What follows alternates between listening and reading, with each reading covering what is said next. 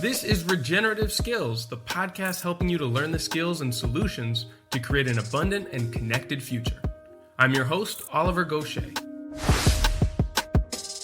Through their diverse range of publications, New Society Publishers' books explore topics that are at the forefront of creating positive change in our world. From regenerative agriculture and permaculture to social justice and eco-conscious living, their books cover a wide spectrum of subjects that empower readers to lead more regenerative and fulfilling lives. Now, whether you're a seasoned environmentalist, a curious beginner, or someone simply seeking inspiration and guidance on your journey towards regenerative living, New Society Publishers is here to support you every step of the way. Now, exclusively for listeners of this podcast, you can use the code SKILLS25 and receive a 25% discount on all ebooks at newsociety.com. That's all one word and lowercase, SKILLS25 on all ebooks. So level up your knowledge today at newsociety.com. Well, hey, welcome back, Alex. It's great to have you again. Thanks for filling in and keeping this series going on what we're loosely calling low income or limited resource regeneration, right? You've done a handful of episodes at this point. Tell us about the one that we're about to listen to. Yeah, so we're about to meet Thiong'o, who's based in Kenya, but also does work in the kind of larger East African context around regenerative syntropic practices on smallholder projects. It was a really neat interview because he both has I believe it's a 1 or 2 acre plot, so not very big, but it's his small demonstration farm. But then he goes out and teaches and trains other smallholders and has a relationship with his local community on helping them learn skills. And so he, at Kenya and smallholders means that like resources are very different and the kind of dynamics are very different. Bobby in Bulgaria was doing a lot more work at like his small town scale work. Margarita and I here in Uruguay both have slightly larger properties, and it's a context where people do have large areas and there's not a lot of humans, right? Whereas East Africa, because of the legacies of colonialism, because of the population size, because it's dryland agriculture, there's a different fragmentation of the land, and that's what we ended up talking about a lot. Is like, what do individuals need to like learn how to take this thing, which is a small plot of land that may produce a couple bags of corn or beans that might be useful for feeding a family, but not enough, right?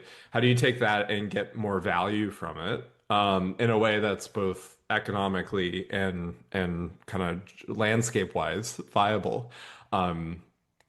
As many of our listeners probably know, East Africa is kind of on the front lines of a lot of climate change. And so that means water is different. All of the effects of industrial agriculture have degraded the land. So there's a lot of things that he's had to learn and he's had to teach other people that is quite interesting.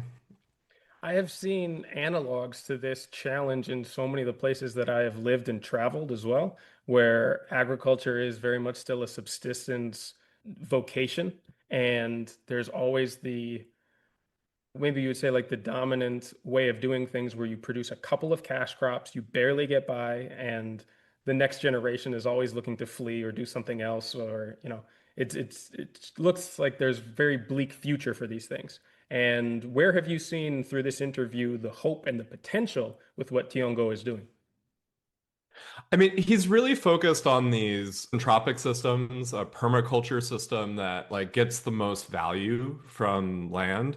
So at the very basic level, part of what drew me to him is he was posting a lot on LinkedIn about like, oh, I used castor to get a cash crop where I could get a bag of castor beans and biomass and permaculture, and it was completely an accident, right? Like he was doing those like direct experiments. So part of it is he's still in the learning curve because his property is new, and so he's like learning with others. But also like your previous interview with, I forget her name, the first Yeah, with her, which was a brilliant interview, right? But she was also turning to tactics like community knowledge about beekeeping, and this is something he's adopted, right? So you can kind of see where there's this need for communities to come together, not just like experiment on individual plots, but also communities to make decisions like we're gonna do bees here, or like we need to learn how to retain water in the landscape. And so the interview was really interesting because it's like experiments in permaculture specific crops for him, and then also that transition, like we need to build larger landscape or community scale knowledge in order for this to work. Yeah, this is really becoming the dominant theme of the little series that we're doing, right? It's like how to use community to overcome resource scarcity and the incredible potential of bringing people together to overcome what otherwise seem like insurmountable challenges in these places. Well, and I think too, Thiong'o's interview highlighted something that was kind of different than, say, what Margarita and I see here in Uruguay, which is that there are like actual real material limitations too. Like, so in the show notes, you'll see a link to his GoFundMe for a liner for a pond he wants to get, and like purchasing the plastic in Kenya is just not cost effective for these small farmers. Whereas here, it is quite cost effective for Margarita or I to install a greenhouse that's covered in plastic. That's not very expensive. And so you can see where even, we might face one kind of supply chain problem. He has a different one. And then another part of the conversation that I really want to highlight is, as smallholders, they're often affected by these policy scale problems. And there were two things we talked about, both kind of access to seeds, like is it legal for farmers to replant seeds, especially in the genetics laws in Kenya that have been kind of enforced by breeders, by the Monsantos of the world who really want to control genetics, but also like the supply chain's full of toxins. So he describes seeing people sharing honey in chemical containers for pesticides, and it's like just the amount of like direct human impact created by the policy environment where like yeah, you have these plastic containers everywhere. You have trouble, like people are doing illegal things when they replant their seeds, right? Like these put like a different pressure on it than say, another environment where those things are a little looser. Yeah, man. That is an increasing issue in so many places, so I'm really glad that you're covering it here. Is there anything else that you want to tell me before we jump into the interview? No, I think I summarized the highlights, so I hope the listeners are excited. All right, well, let's hand things over now to Thiong'o. Well, hello everyone. I'm excited to have another great conversation from practitioners of regenerative practices in the global south and across, other parts of the world that we don't often hear from when we think about regenerative practices. And so today I'm excited to have with us Thiong'o Gachie from Kenya, who's doing really wonderful work on localizing and implementing syntropic practices and other kinds of regenerative gardening in where he's based.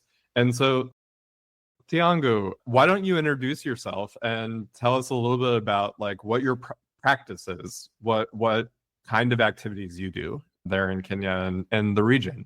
Okay, thank you, Alex. Thank you for having me. My name is Thiong'o Gachie. I come from Laikipia, Kenya, which is in the central part of Kenya. I work as a regenerative agriculture trainer, practitioner, and consultant around East Africa. So recently, just last year, I purchased my own 1 acre piece of land where I've been practicing regenerative agriculture and regenerative agroforestry on that 1 acre piece of land. And I've been documenting on the progress since day one, from land preparation, sourcing for seeds and seedlings, putting up a nursery, planting my system, putting in livestock. I have small livestock. I started with chickens, vermiculture, rabbits, bees, and recently goats. So it has been a journey, and I've been sharing with the world on what I've been doing, the challenges I'm facing, and also the opportunities present in the regenerative space. So thank you for having me. Yeah, I found you on LinkedIn and I did kind of a dive through your social media, and I was just very impressed with the both quality and clarity of your communication of like where the opportunities are, but where the challenges are operating in Kenya. Can you tell me a little bit more about like, regenerative agriculture specialists? Like what does that look like in practice in Kenya, in Uganda, where you were just last week, right? Like, what does it look like when you help others implement these projects? So I've been in this space for the last 10 years, although I started in the organic space and then it evolved into permaculture and then later agroecology and now regenerative agriculture. So first is the demand for organic food that has been rising in the previous years. I think the demand peaked after COVID, that's in 2020, whereby a lot of people are looking for organic food or nutritious food when they were in hospitals or they were back at home.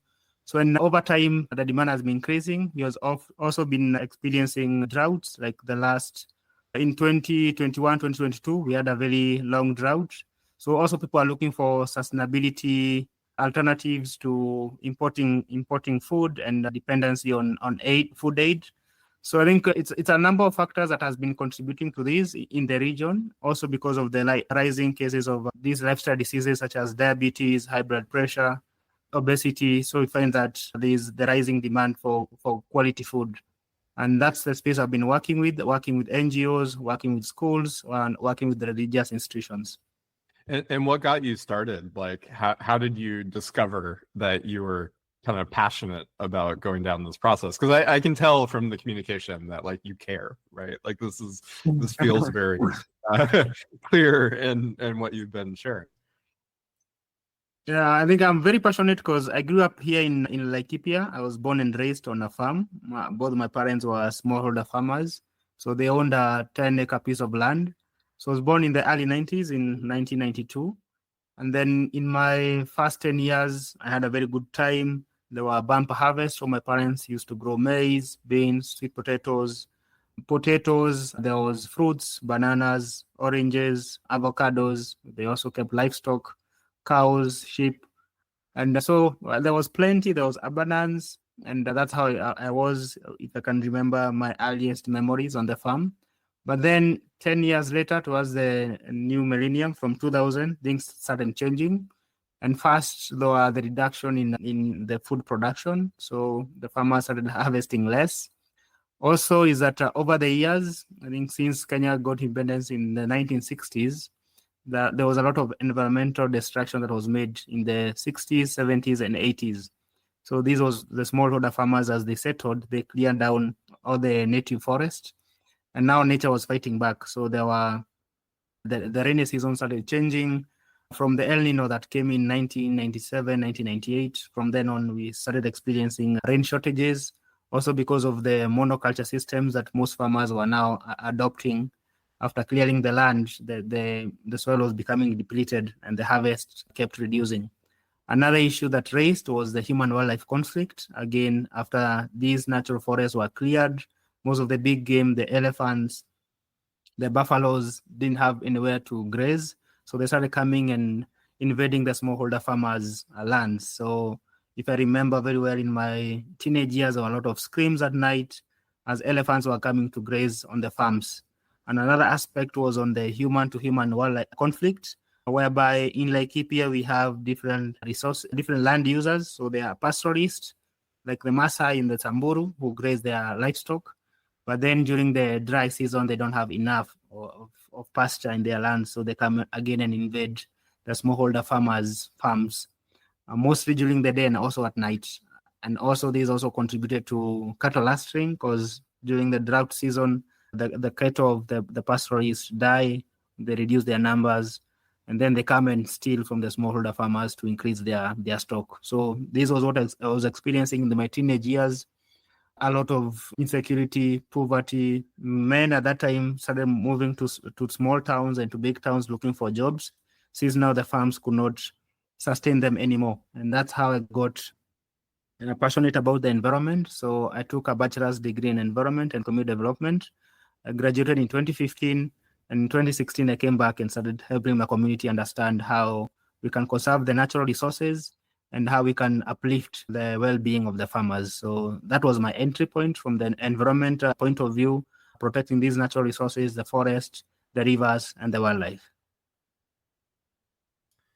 But like something that you're highlighting here is the regenerative practices start with the people, right? Like the environmental work. And can you tell me a bit more like how you learned that you had to like work with people to help them understand these things rather than just say consulting with one farmer or two farmers? So I think in my first job after campus, that's when I realized that you can't just protect natural resources without involving the people, because the conservation methods that were being used was mostly fencing. So the first thing that was being done was fencing the forests and to keep off people from invading the forest for timber or for firewood or for charcoal. But then again, people started fighting back, and they were shorting the fences so that they can access the forest resources mostly at night, because there are different uses for the different forest resources, such as honey, there's medicine, and there's also cultural and spiritual purposes. So fencing it off was not a lasting solution. So now working with the communities and helping them understand the importance of this forest, then the people themselves are going to protect the forest from illegal logging and that kind of stuff. So working with the people and also helping them bring that forest into their own farms, and that's what agroforestry does. So instead of farmers going to collect firewood in the forest, then they can have an agroforestry system on their farms whereby they can grow timber trees and firewood trees that they can harvest from. And this way they reduce their need for going to collect resources in the forest. Yeah, you're really focused on like bringing the kind of biodiversity back into the agricultural systems. For folks not familiar with the monoculture type work that's been, or monoculture type agriculture that's become normal in Kenya, like why did the farmers feel like they had to get away from that diversity and abundance you talked about as a kid, right? Like it sounded like your parents' farm originally had quite a few trees, it had quite a few animals, it had that diversity. Like what were the pressures that kind of brought people away from that? I think there's the population pressure. As the population increased, people wanted more land, and this led to more clearing. And again, due to continuous land depletion, the farmers required larger piece of land to produce the same amount of food they needed. And this cleared the diversity, because now they were not looking at the different sources of the diversity, such as the medicinal value of these plants and the spiritual value of them, but they were only targeting for food. So in that desperate case of where someone is in survival mode, so they're only looking for food, so they can clear hundreds of years old tree to make charcoal just to sell and get food.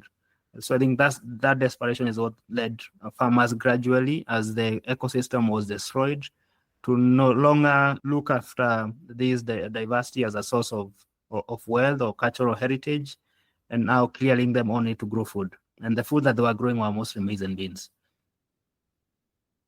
Well, and it sounds like, you know, as you've gone through your consulting journey, you've kind of changed what things you're offering to folks. Can you talk a bit more about like why you went from conservation to organic to, you know, agroforestry? Like what took you through that personal journey? Because it sounds like you're recognizing something, what people need, like that people needed something other than just, you know, a simple short kind of set of skills, but something more complex. Yes, so it has been a journey, as I explained, from conservation, whereby you fence off nature and have it protected and have people on the other side, to now bringing people in nature or bringing nature to people on their farms. So and I saw this is needed because people have to live with nature, and there are the ecological benefits of nature that people need. And also, most of the lands that the farmers live in, they are either naturally grasslands or forests. So again, it's returning these natural vegetation. So, and these have been, I've witnessed it across the country and across East Africa. Most of the farmers, where they settled, it was native vegetation. There's a lot of diversity, but over time, this diversity was lost. So now bringing these diversity is what I loved with regenerative agriculture. Bring back the diversity, bring back the native species, and also including some exotic species that are multi-purpose. I can give an example of a moringa tree, which is from India or from Asia, but it's highly medicinal and has a lot of nutritious value to farmers. So this shift has gone as I saw the need of farmers. Farmers don't only require food, they also require community, because most rural communities live in a community. But over time, the monoculture system has broken down this community. So bring back the community and the people care, the cohesion in the community is also needed. Also, apart from the food, also communities need money. So they need money in their pockets. So again, growing a diverse range of crops, such as food crops. They also need cash crops, and they also need fodder crops for their livestock, because again, livestock in most of these areas is very important because they use them as their banks. So very few farmers have bank accounts, but they have a few goats or a few cows, whereby if they need quick cash, they can just sell off a cow or a sheep and get their money. So this has come from seeing the need of these communities, and also how the indigenous people used to live before they left their indigenous ways. This is, really interesting to me, because you're describing a whole kind of community approach to developing kind of capacity and understanding. Are farmers searching that out? Or is it something like, you said you've worked with NGOs over the years, or is that something that's often requires like larger institutions to say, oh yeah, there's a need, we need to invest in it here? I think I can look at it both ways, because like with those basic human needs from shelter, clothing, and food, those basic needs, every human being needs that. But there's also those surplus benefits such as healthcare and education, which also in the modern times, every community or every human needs. So I've been looking at it in that perspective, because there are NGOs have been working with them, but they are also limited in how they operate. Maybe they are targeting food. Another NGO is targeting education, but you are working with the same community. So I look at it in a holistic way, using regenerative agriculture to tackle all these challenges or opportunities, so that even as you feed the community, you're also giving them money so that they can afford healthcare or they can afford education. Yeah, and you highlighted that the NGOs are often very kind of linear and focused on these small things. As someone who's been operating in these rural communities in the global South, like, when I look around at NGOs, and I've seen this in my day job with Wikimedia too, like the best local NGOs are the ones that treat communities as communities, right? They arrive and they say, hey, what do you need? How do you want to do it? And then they add value at that point. Often, and not necessarily arrive, right? They come from that community itself. You've worked with some of the NGOs, but you're also doing like your own individual projects. What works, what doesn't, when like trying to join a community and help them like choose a regenerative path, or choose a path that's like for them in this kind of diverse human needs way? Yeah, I think the approach that I've been using, and what I recently did with my neighbors, is that we set up a community meeting and we invited all the stakeholders, all the partners in the community. So the local government officials, the local religious organizations, the local schools, and also the local community. So that way we had a sitting and we discussed what challenges the farmers are going through. They mentioned challenges of climate change, shortages of water, lack of market, and all those kind of issues. And then after that, now we sit down and see what issues can we address at our own capacity with the skills, knowledge, and financial resources we have. So already we have been tackling that and helping them produce what they can in a regenerative way. But then there are those things that are beyond our reach. So that's why I've been looking for partnerships and collaborations, so that now we can add also other partners who have different capacities to come and build up in the community. So I see development in the community is not one-sided, and one party cannot have all the solutions. So that's why we need a sit down with all the partners and all the stakeholders involved so that we can forge a way forward. And when you had that community meeting, what was the biggest thing that stood out for the farmers? Where were they feeling the most stress or kind of disconnect from the resources that were there versus what they wanted to do? So I think the biggest challenge that farmers are facing, mostly in sub-Saharan Africa, is mostly underproduction of their farms. So even if they grow the two main crops, maize and beans, you find that over the years, production has gone down. For instance, if I can give an example of an acre of maize and beans, most farmers produce less than 10 bags of maize and maybe 3 or 4 bags of beans. And this is in a whole year. So, because like in Laikipia, we only have one season of maize and 2 seasons of beans. So if you have to look at these maize and beans, either as a cash crop or as a food crop, it's not sufficient for a family or for the needs of a family. So for their food needs, it's not diverse enough, and also for all the other needs for schools, for the education, for their healthcare, and also for development. So in a infrastructure that needs to be built in a homestead, they can't develop. So this leads again to poverty. It leads to malnutrition because the kids lack access to vegetables and to fruits. So using that as an entry point, we found a partner who came on board, and the partner makes seaweed foliars. So next season, we are planning to use the seaweed foliar at least first to boost on their production. Then after you have produced enough, then you can add another element, maybe intercropping with fruit trees, so that we can start making their farms an agroforestry system whereby we can integrate fruit trees and vegetables into the system. So I see it as a gradual process in achieving this. Well, and you have to meet those basic needs first, right? Like when you said 10 bags of maize and 4 bags of beans on an acre, I was like, that's not enough food for a family, right? Like that's just it's barely it's barely the calories. So I'm wondering, like, how does it's interesting to me because those are small properties too. Like how is land distributed in a community like this, and what happens when like a family doesn't have enough food if they have a small plot? So mostly over the years, what has happened is that the male figures have left to the urban areas to look for jobs. And then also you find that most farmers don't depend on only the farm. So they look for manual labor outside.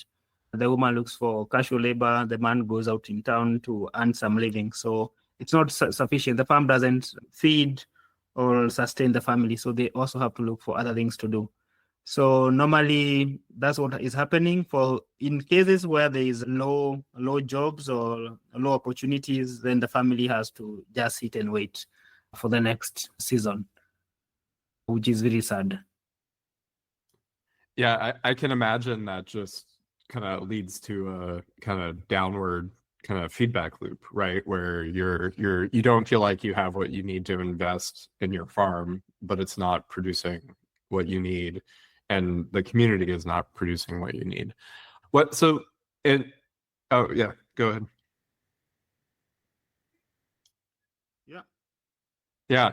I mean, I'm wondering, why you've really highlighted some tropic stuff in your LinkedIn posts and your videos that you've been doing.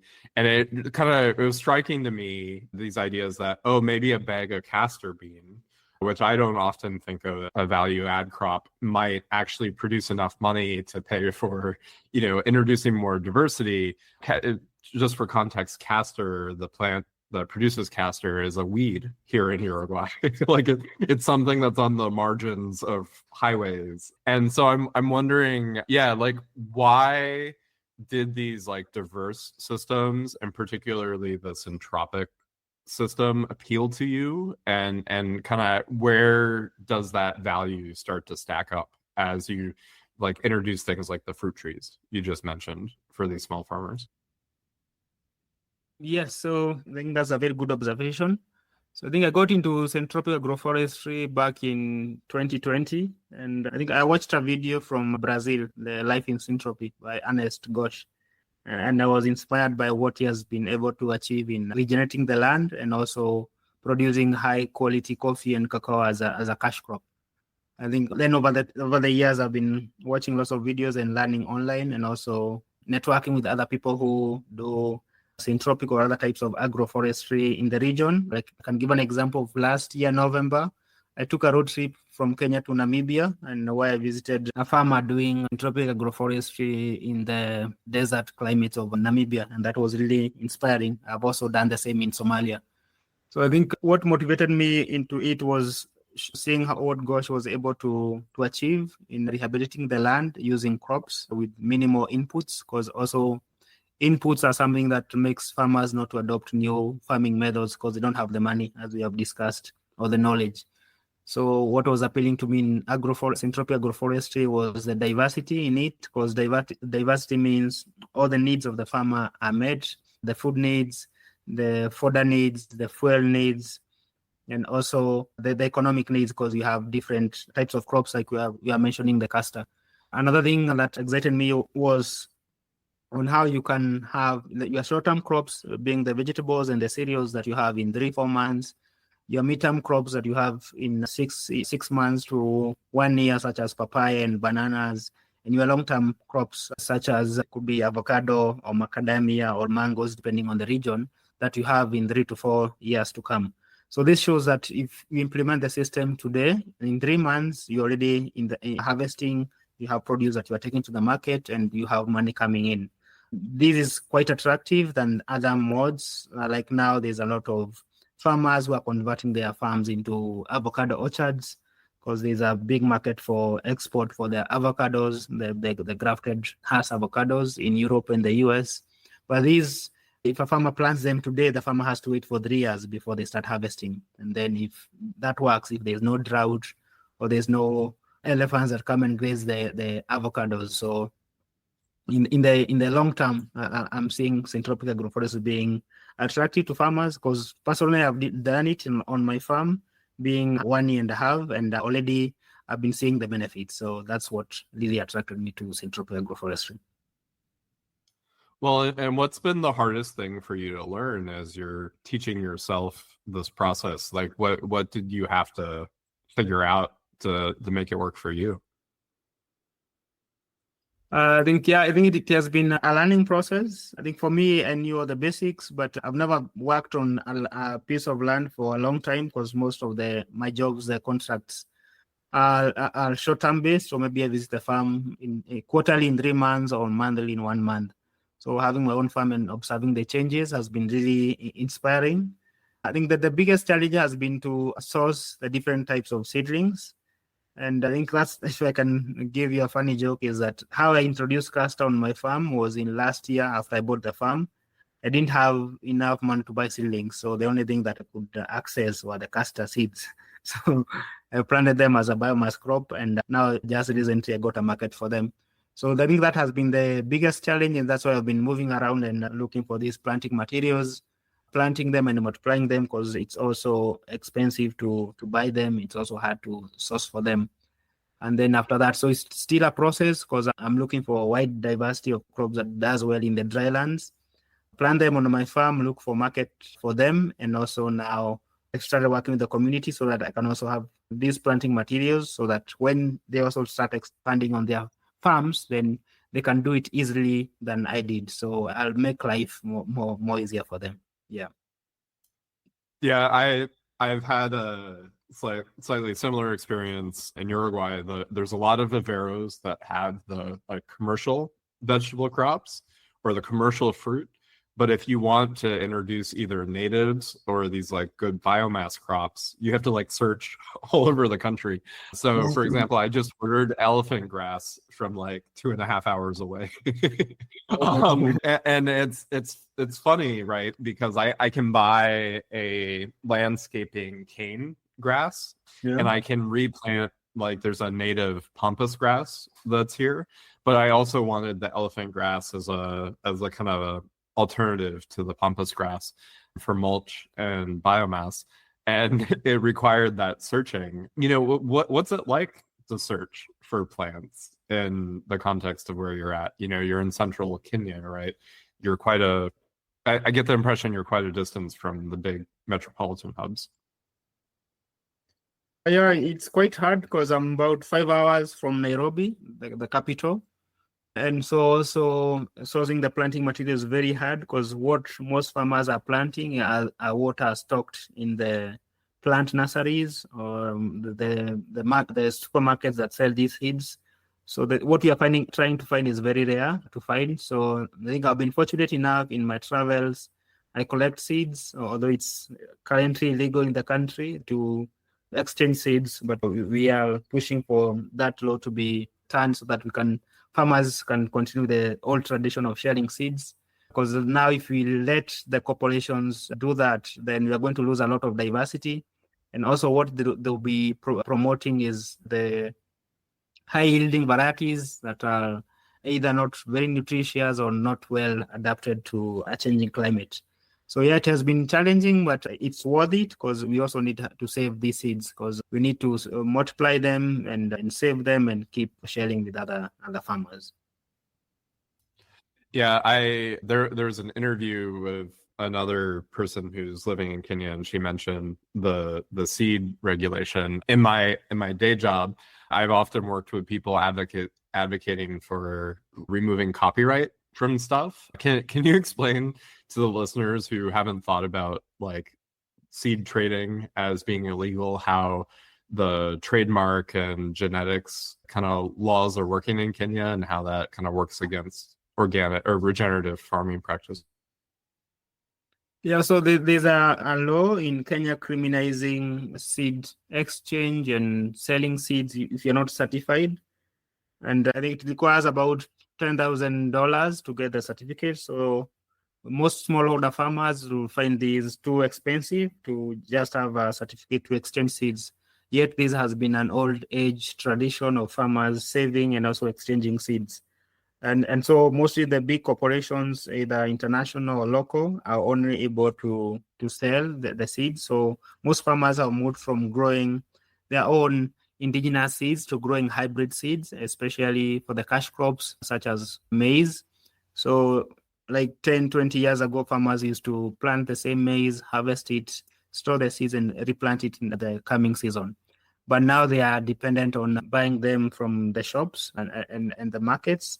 And whereby most of these seeds, they could be hybrids, but they're not the best quality. So most of the time they are counterfeit and the farmers undergo big losses. The other challenge is that these hybrids are up to 10 times more expensive than open pollinated varieties or the native seeds. So this has been a big hindrance to our work because if you can't find the open pollinated varieties that you can keep replanting, then the hybrids are really limited. And also the hybrids, they are made in such a way that they require a lot of fertilizers and pesticides because they are just made for yield, for maximum yield. So it has been a challenge, but we are going to overcome it. Yeah. Well, and part of the reason why like squash and corn are loved by, regenerative farmers or, organic smallholders around the world, right, is you can, through a process of hybridization and localization, get these really wonderful local varieties that work for you, right? Like they work for your landscape. They're adapted to your climate. They're adapted to your soil. That seems like a real barrier to doing, like, especially for smallholders, I imagine, if you can't save the seed, you're spending a lot of your income on something that, you didn't opt in to buying if it's the legal system. Yes, and another challenge is that you don't know what you're planting. You're just buying it in the market. And even if you like it, if you like the crop, the taste, or maybe the production, you can't still replant it the next season. You still have to go back to the market and buy something that you don't know much about the characteristics of the seed that you're planting. So it's really limiting and expensive. So that's why we are pushing the government to lift this law so that we can go back to exchanging and saving seeds. Tell me a bit more about that push to make the change. How is it happening? What's required to like build awareness and change the policy? It is an ongoing process with the civil society in Kenya. So a number of civil society organizations, NGOs, and farmers are pushing for the ban of this law so that farmers can continue saving seeds. I also think it's a push by the big commercial seed producers so that they can have a market in the developing world, because this is where I think researchers say in Africa is the biggest remaining piece of arable land. So there's a market for agricultural produce, being it seeds, fertilizers, because even you find, like in Kenya, there's a push for GMOs. Like our current president, the first thing that he did when he took power was to lift the ban on GMOs, again, making the country a dumping ground for GMOs. So whatever other countries, the countries that are aware of the disadvantages of GMOs and pesticides, so they're being pushed to the sub-Saharan Africa.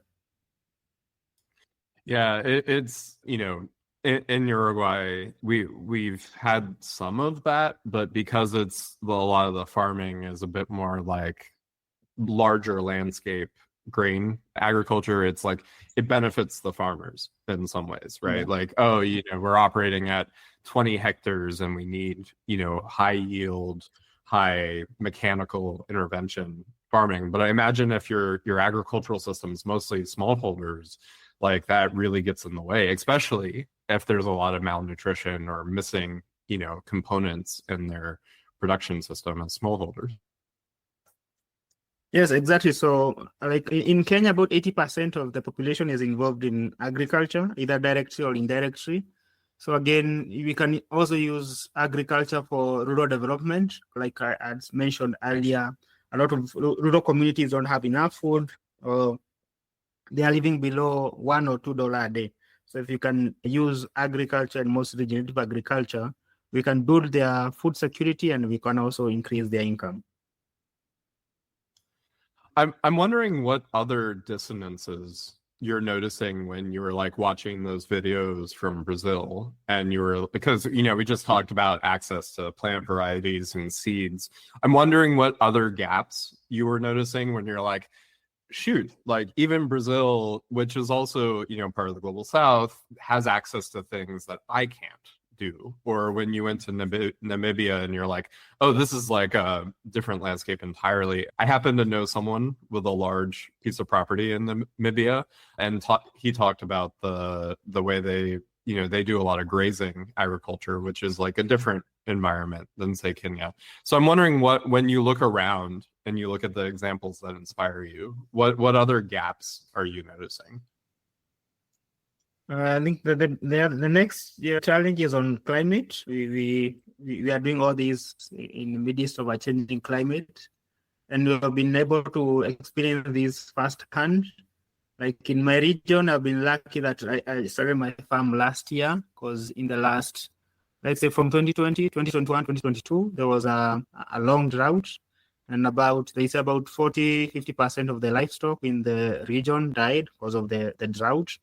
There were also some people who died, mostly the aged and children.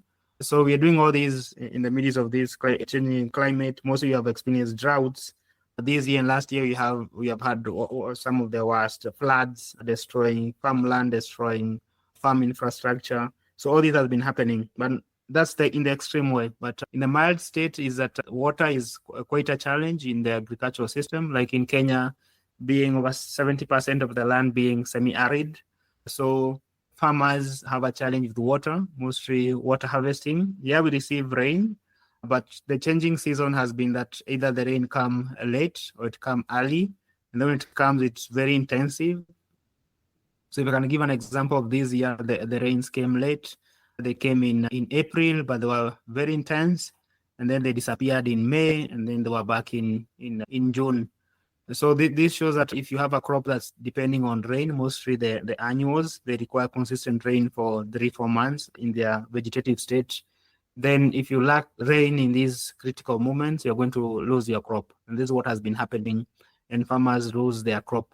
So if most farmers are not in a position to harvest the water and store it so that they can use it when they are needed. So I think that's also why you saw that for my own case, I'm fundraising for a dam liner so that I can store water and use it. Mostly now I'm using it for the nursery so that my plants are kept alive until the next rainy season, whereby most farmers will be planting, because they can't plant now when the water is not sufficient. So climate and water are a big challenge and a hindrance, because also over time, over like the last 5 years, I've established farms across the country, like in eastern Kenya and coastal Kenya, and most of the farms just died because the farmers have little water, and this is for household use or for livestock use. So no farmer is going to irrigate a fruit tree or a tree when this water is needed elsewhere, like to be used in the household. So that's the next challenge that I faced. Yeah, and we'll definitely share the link to your GoFundMe for the pond finder in the show notes for this. I've kind of had a couple moments like this myself, thinking about like what materials do I need to invest in and buy in. And you're only fundraising for about, I think the target is 9,000 euros, but a little over 1,000 something. Can you put in a kind of dimension, like how hard it would be for other farmers to raise that much capital to line a pond, for instance, which I think is like, in Uruguay or in the US or Europe, like building a retention pond is one of the first things you do, right, on a property. Yeah. But it seems like this is actually a big investment for someone, even you who have like a lot of connection, you have a job off the farm that is in demand, right? What does that mean for a farmer to like have to get a pond liner, for instance? So I can give a scenario of the acre of maize and beans. So if you are lucky and you have like what we had said, the 10 bags of maize, the current price of maize is about 4,000. So that's about 40,000 Kenya shillings. You could divide by 100 or so to get it into dollars. And then the 3 bags of maize at 5,000, that would be 15,000 Kenya shillings. That would be about 55,000 Kenya shillings, or about $550 is what a farmer or a household would earn on their 1 acre piece of land, whereby they have maize and beans, and they get the 10 bags of maize and the 3 bags of beans, which is very unlikely. And this is annual income. And it's the same amount of money that I used to excavate the same pond. So let's say the 55,000 Kenya shillings. So now for the dam liner, I'm fundraising for about 2,000 euros, or let's say $2,000, which is 4 times the price of excavating the pond. So it will take a family 4 years without any spending of the money, not even eating the maize and beans, to get the same pond. So water is currently the most expensive thing to do, almost close to buying the land. But the good thing is that most of the farmers have the land, so they're not buying it. For me, I had to buy it, but most of them have the land. So, and also excavating, they can do it manually. It's only that I didn't have the capacity to the capacity in the time period to wait, because it's a gradual process. You are doing it manually, but for the liner, it's really needed to hold in the water. So to take a family 4 years to save up to buy the dam liner.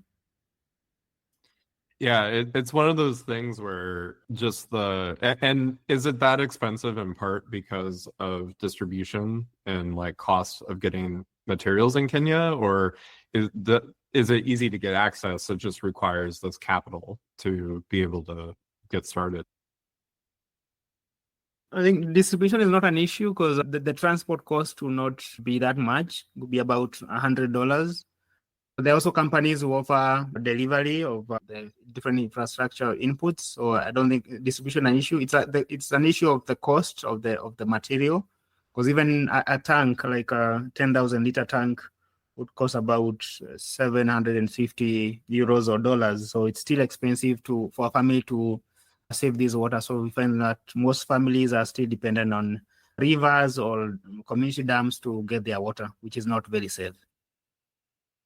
Yeah. Well, and you're saying that you're working across your community to get access to water. Are there more landscape scale water projects like community dams that folks are working on, or is it almost overwhelmingly on the local farmer to figure it out? Yeah, so like in my area, I'm lucky there's a community dam about 4 or 5 kilometers away. But again, transport will be an issue, and then you can't also use a lot of water for agriculture because most of this water is being used by the whole community for their livestock and for their household needs. So an agricultural farm would require, let's say, 10,000 liters of water per day, and these are the amount of water being used by, let's say, 100 families. So they'll not be open to using the community dam for an agricultural project that's only benefiting one person. So the best thing would be having small micro dams or ponds on each farm. And these I'm seeing as the way forward now as we attract more collaborators and partners, because now if a farmer has this, then they can start up their own nursery, they can have a kitchen garden, they can have access to vegetables, and then the surplus they can sell and generate an income. Well, and it allows for more of these nurseries to provide the plants that are like harder to produce, right? It allows for more of that kind of sharing community. You know, we've talked a lot about the challenges that farmers face. What are the opportunities, like when you go out and educate folks? Where do people get excited? Where are they like, oh yeah, that just makes something that we're doing already easier or more compelling? Like where are people investing themselves, I guess, when you do trainings like the one you did in Uganda last week? I think the biggest thing we do is reducing cost, because also farming has become very expensive as farmers depend on inputs. So looking at how farmers can reduce this cost by being producers and not consumers of these inputs. So starting with seed, so we encourage farmers to save their own seeds, even though they are limited, the small organic and heirloom seeds. So like what we did after the training, we hand over every participant with a bag of seeds, even if it's just a few, they are going to multiply when they go home. So this to reduce the cost of buying seeds every season. So the next item is on building soil fertility, because most of the soil are depleted. So we train them on composting, different types of composting, either vermiculture, whereby they can compost their kitchen waste and their farm waste with the vermiworms, whereby they can make hot compost with their farm waste, their crop residues, how they can integrate livestock in their farms and use the manures on their farms. And then lastly, because of the pest and disease issue, is training them again on how to make their own biopesticides using locally available plants that repel the pests. So that's what we have been targeting. And most of the farmers, after the training, after a week, they send photos that have planted my seeds. They are very excited, or they tell you they have made their first compost, or they are tackling a particular pest and they tell you they have used neem and they are now eliminating the pests without use of expensive chemical inputs. That must be so exciting when you get these photos on WhatsApp or Yes. you know, the input, you know, you're often posting about inputs on your social media, and one of the things you noticed was people were reusing containers with toxic inputs for other things. Can you talk a little bit more about like how farmers are kind of on this front line of other environmental issues like exposure to chemicals and that kind of stuff? Because I think, like, as I was going through your post, I was like, wow, you're really engaging with the whole public health problem, you know, space when you think about what you're teaching farmers and teaching your agricultural community. Yeah, I think there has been a big push for use of pesticides and herbicides among farmers. I think it started with large scale farmers, but then it has now gone even into the smallholder farmers. So like if you moved in Eastern Africa like 10 years ago, you could find farmers holding a hoe on their shoulders, either going to the farm or coming from the farm. But now it's different. You find them with a spray, with a pump. So that has changed, that farmers are no longer tilling with their hoes manually for weeds. they're now using herbicides, and most of the herbicides use the Roundup, the glyphosate ingredient. So you find that this is contributing to killing first the soil fertility, killing the diversity, and again, it's also an ecological and health hazard to the farmers. So you find that after multiple use, after a number of years, that farmers start complaining of health issues due to continuous use of these toxic inputs, also the pesticides and the herbicides. And also because of the increasing soil depletion, this has been an issue with pests. Mostly like the maize, we have the fall armyworm, we had the stalk borer. Years like 4 or 5 years ago, we had the desert locust, whereby the government used lots of pesticides to eradicate the desert locust.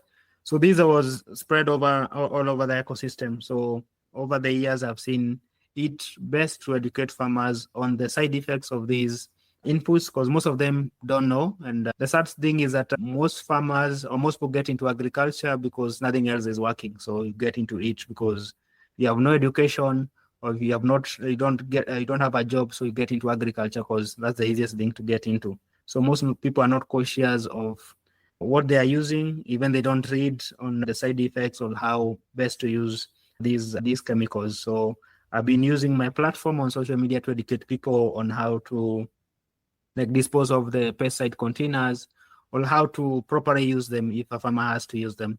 And I've been finding good reception from the farmers. Like there's one I shared whereby it was a friend who received honey from their mother from the rural areas into town. He lives in Mombasa in Kenya. And the honey was packed in a Syngenta pesticide container. You can imagine having honey in a pesticide container. And he had not looked until he saw my post, and he thought, let me go and look at that container that I received honey with. And the sad part was he found it was a Syngenta pesticide container. And after that, he just shared it with me. So it has been inspiring to see the feedback. And that's how I use my social media to educate people, and also now to push for organic and regenerative methods of our food production. Yeah, when I saw that post and then you talking about it, I was like, oh man, like what a gap in knowledge, right? And I feel like, even like here in Uruguay or when I was living in the US, like the majority of people don't think of how chemicals travel through their food or how they're getting exposed to things. But like some of the examples you've been sharing have been really raw. Like this is like, the thing was known to be contaminated with chemical and it's entered people's life very directly. Yeah, I'm wondering, as you're doing this work and you've been doing it for 10 years, how has community and a network of other practitioners like made it possible for you to be successful? And I saw, for example, that you're running one of your first trainings on the farm in the coming weeks. Like how are people joining community or being partners with you on these processes? I think the reception has been quite positive, as I mentioned, after COVID, because there's a lot of people who passed on from COVID complications because they had a lifestyle condition. And then also there are people, either their relatives or their friends or their colleagues have a lifestyle disease, either diabetes, high blood pressure, or even cancer. So people are now more aware of what they eat. Mostly comes from food. And next is the toxins in the environment, the air pollution. And so I've been finding it easier. And also recently, there's a post I made whereby mainstream television station in Kenya showcased the effects of these pesticides to a farming community, and how they were getting the skin irritations and different life conditions after years long-term use of this pesticide. So I'm finding it easier nowadays to talk about this, because years earlier we were just few of us, but now there are more people. The mainstream media is involved. There is more civil society people involved. There are also people who have trained, and they are also building the same awareness in their communities. I could say it has become easier, and also people are now seeing the effects, because most of the effects are long-term. So they can see and they can trace it in the environment. So that things have been changing. There's less diversity in the area. And so I could say the reception has been positive, and people are really keen to know on how to change and improve their lives. Yeah. Well, and you were saying too with the pandemic, people were increasingly aware that they wanted organic food and higher quality. What does the market look like for selling these kind of regenerative or organic or, alternative agriculture stuff? Is it something kind of reserved for high wealth people living in the cities, or is this something that that people actually want to kind of participate in that kind of market where they buy the higher quality stuff? So I think it's two-sided. First is the organic market. In Kenya, it has been existing for over 10 years. It's close in Nairobi, in a place called Karen. So it has been going on for over 10 years. So these are the rich suburbs and estates. And it has been going on that way because the people going there can afford it, and they also know the quality of this food. There's also the other side whereby the farmers using the chemicals and the pesticides, they grow it commercially, but they have their own small gardens whereby they don't use as much pesticides, and they say these called for commercial basis. So even the farmers using these chemicals know there is a downside to them. There's a disadvantage, but the challenge is that they have this information. So that's why I created a model farm without using all these chemicals and inputs, so I can show farmers it's possible. And that's why I've now opened my farm to farm tours and training so that farmers can come and witness it's possible, because I've been training them elsewhere, but they can't see it. And most of the farmers believe by seeing. Yeah, you really need to get people in context and understanding what's happening. And I was noticing too that, you're charging for some of the courses.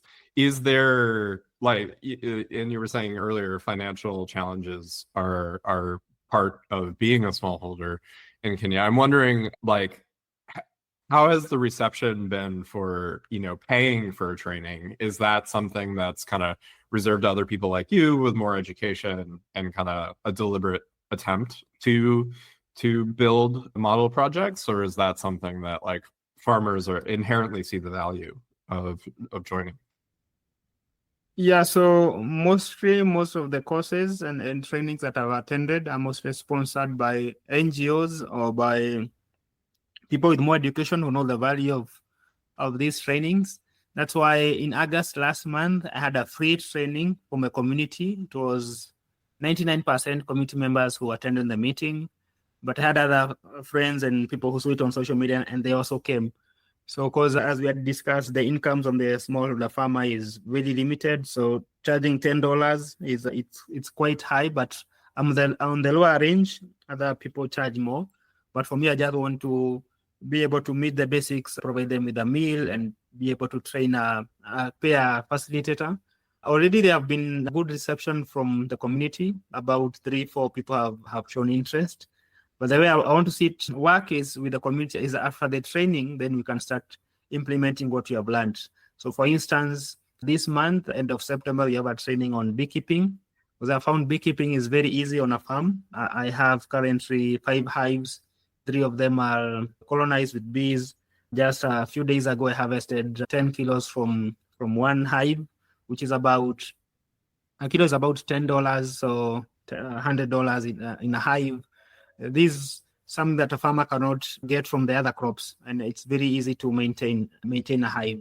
So I'm saying that if I find people who are interested, then we can even lower the cost of buying a beehive, because we can look for locally available materials. We can build a hive, and farmers can set up a beehive on their farms, and then the market for honey is readily available. So after coming for the training, even if they put up that investment, then they're able to reap back benefit from implementing what they have learned. So I try to make my courses very practical, and also they can practice them back at home. And also the other thing I'm looking at is building local enterprises, such as building hives. So we can look for someone to be building hives and to be making an income from that.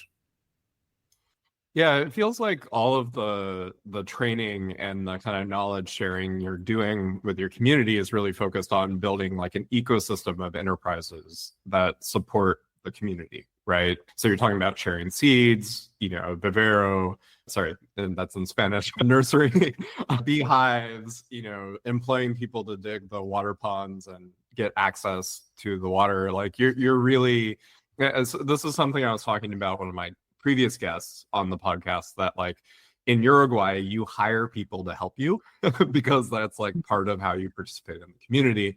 And Yeah. and whereas in the US, you like buy a piece of equipment because you can, you have the capital, and like everyone owns a tractor, everyone owns whatever. And I think in these like smallholder contexts, or in the global south or middle income countries, there's a lot more like it's better even to invest in the community and like other people in the community knowing these things and learning it and seeing it as a viable enterprise. So it's just been really interesting to hear you talk about those pockets. Before we kind of we're close to wrapping up, you just came back from a trip to Uganda. You're seeing, you're training a lot of people in East Africa in different contexts. What makes it like similar or different to support, say, a community in Uganda versus Kenya? Like what did you notice when you went on the training that you're like, oh yeah, I'm operating in a different environment, even just one country over, right? A few hours of travel nearby. Yeah. So thank you for this. So I've been to 10 countries in Africa, and apart from Somalia, all of them by road. So I try and do road trips so that I can also get to learn the culture, and also I'm very keen on food, different food systems. So like on my trip to Uganda, it's my third time in Uganda this year, and there are some differences and there are some similarities. Starting with the differences is on the culture. Like in Kenya, we have over 40 tribes. In Uganda, they have over 50 tribes. So that means their food systems is different. Like in Kenya, we depend on maize mostly as our staple food. In Uganda, they depend on bananas. So the culture and food aspect is different. There's also the differences in environment. Uganda, they have more rainfall, they have more fertile soils, whereas in Kenya, we have the opposite. And then on the market, I think Uganda, they produce a lot of food. We are also net importers in Kenya of Ugandan food. So for them, market is an issue because they are producing a lot and every farmer has most of the produce. So we find that Kenyans are going to Uganda to source for these materials. But then if you come to Kenya, like the culture, I think for us in Kenya, we are more westernized compared to Uganda. Uganda, they still stick to their culture and meals. They still eat their indigenous meals. So I was enjoying that a lot because they have the indigenous vegetables. They have indigenous staples such as, although they're not indigenous to Uganda, such as cassava and groundnuts. So they produce that a lot and they consume that. Whereas in Kenya, we have mostly of the Western food. On the environment, Kenya is mostly a dry country. Most of the places I've worked are dry lands. In Uganda is more tropical, so doing a lot of bananas, a lot of jackfruits, coffee, those kind of tropical plants. And then in Kenya, the market for food is growing and the prices are higher because we are a bigger population. We have less arable land, so the demand and value for food items here is higher. So there are those differences and similarities. Yeah, and are you finding that when you do a training in another country that you're like the farmers are looking at some of your advice and going, well, I'm not so sure. Like what's different in communicating in that other cultural context, I guess? Like what did you notice about the actual like training part of the work with the community in Uganda?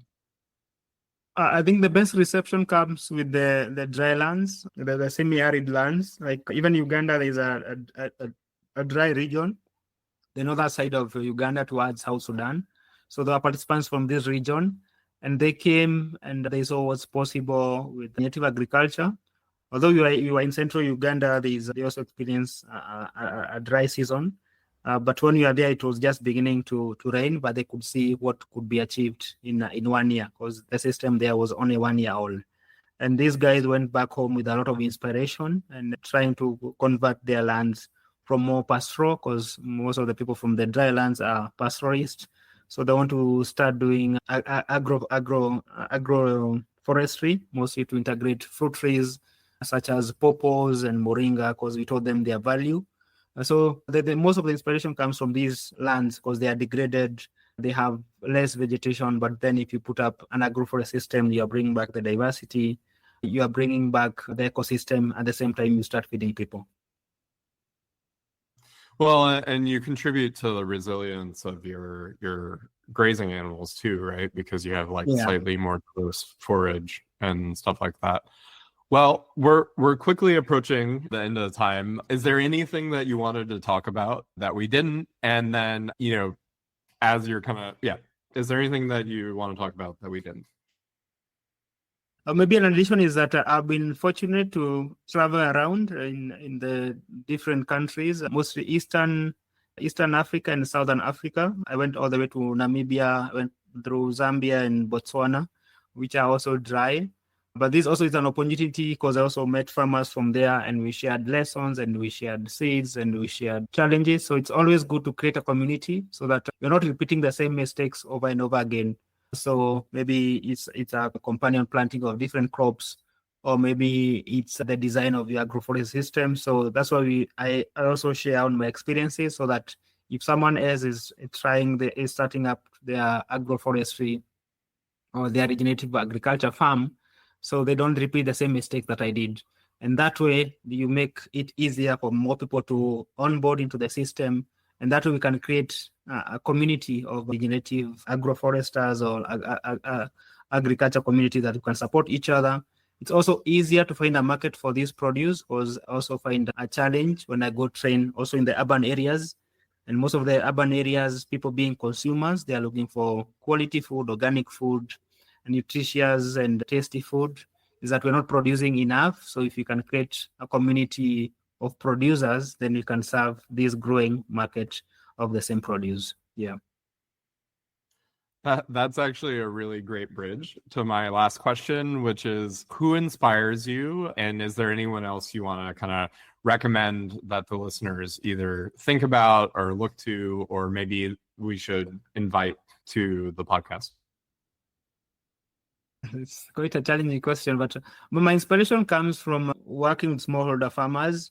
I think most of the time we ignore what they know, but they have lived with this in their lands for a long time. Most of their land is inherited.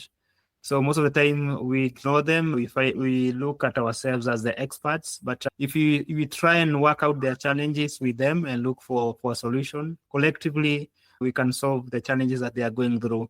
Because most of them, they are doing what they do because everyone is doing it and they don't know any other way out. So I can't pinpoint a particular farmer because I'll be sidelining others, but there has been a learning process. That's why I keep being motivated in moving around.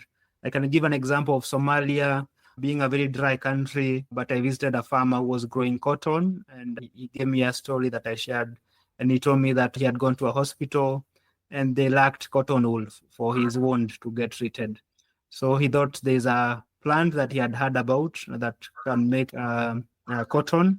So he sourced for seeds from Ethiopia and he planted these seeds on his farm. So now whenever he goes to the hospital, he says he has his own cotton.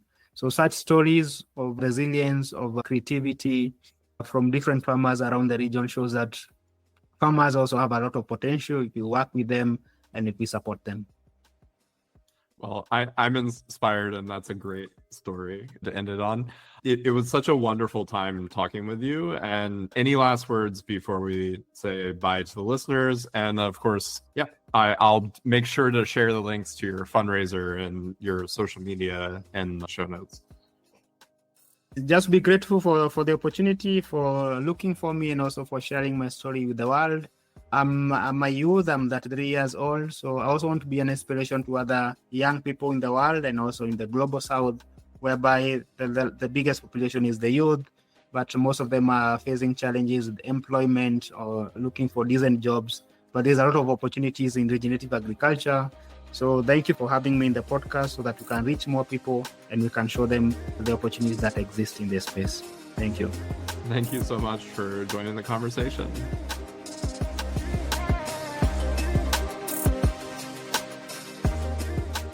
Now, before we wrap this up, just remember that these episodes are only the beginning of the learning resources, design and coaching services, in-person courses, and interactive community that are available through Regenerative Skills. The Discord server is our free community where you can connect with other like-minded listeners, exchange ideas, stories, tips, and resources, as well as interact with me directly and quite a few former guests from this show. Our Instagram account at regen_skills is the best place to see the projects that me and the team are working on, both for clients and collaborators as well as on our own properties. I'll also be announcing the certification courses, workshops, and gatherings that we've got coming up later this year.